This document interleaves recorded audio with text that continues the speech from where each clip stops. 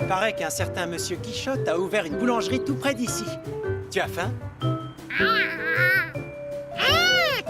C'était le plus grand moulin que Georges ait jamais vu.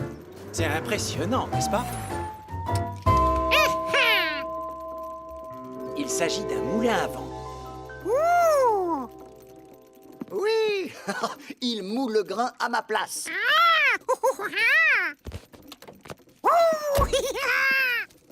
Laisse-moi t'expliquer comment il fonctionne. Quand le vent souffle, il exerce une poussée sur les ailes du moulin, comme il pousse les bateaux sur l'eau en gonflant leur voile, si tu préfères. Mais les ailes ne peuvent pas déplacer un moulin, évidemment, alors elles se mettent à tourner. Il y a des gens qui se servent des moulins pour produire de l'électricité. Moi, je m'en sers pour faire de la farine. Mais vous allez voir, pour faire du beurre aussi. Ça, par exemple. Qu'en penses-tu, Georges? Ça, c'est une baratte pour faire le beurre.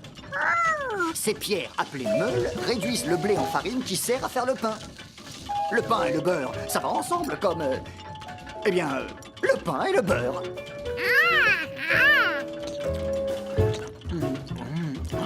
Je dois dire que je suis impressionné. Par mon moulin à vent?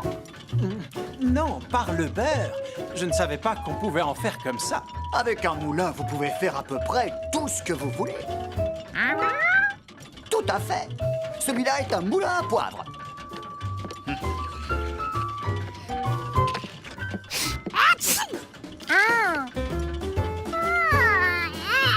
Ça lui donna une idée.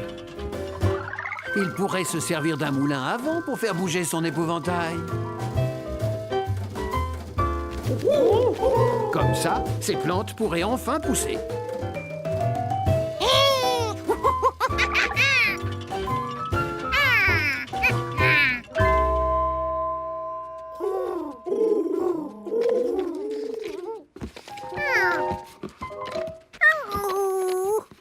Il lui fallait un moulin plus grand.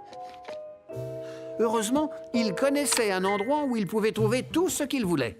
Le local à poubelle. Qu'est-ce que Monsieur Quichotte avait dit déjà? Pour construire un moulin à vent, il fallait des ailes.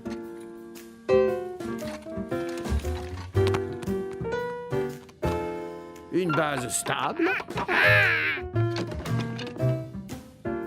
Quelque chose pour faire tourner les ailes.